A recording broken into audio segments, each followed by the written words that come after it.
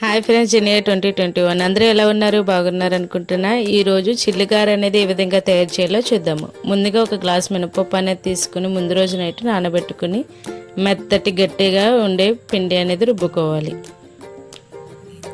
ఈ విధంగా రుబ్బుకున్న పిండిలో కొంచెం ఇడ్లీ రవ్వ అనేది వేసుకుని గారెలు వేసుకుంటే ఆయిల్ అనేది పీల్చకుండా ఎంతో టేస్టీగా, సాఫ్ట్గా, క్రంచీగా గారెలు అనేవి వస్తాయండి.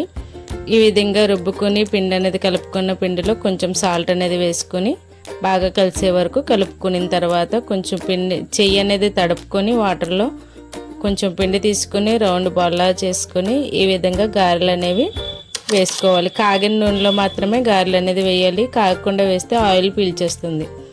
ఈ విధంగా పిండి అనేది తీసుకుని గారెలన్నీ కూడా వేసుకోవాలి. హై ఫ్లేమ్లో పెట్టి బాగా ఉడికే వరకు రెండు వైపులా తిప్పుకుంటూ వేయించుకోవాలి.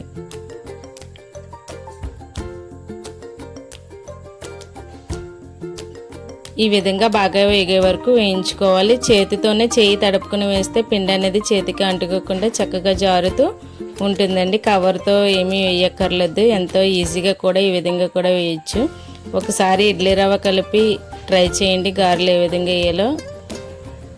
ఈ విధంగా వేగిన తర్వాత తీసి ప్రక్కన పెట్టుకోవాలి. ఎంతో టేస్టీ గారెలు అనేది రెడీ అయిపోయిందండి. ఈ వీడియో కనుక మీకు నచ్చినట్లయితే లైక్ చేయండి, షేర్ చేయండి, సబ్స్క్రైబ్ చేయండి. Thank you to all.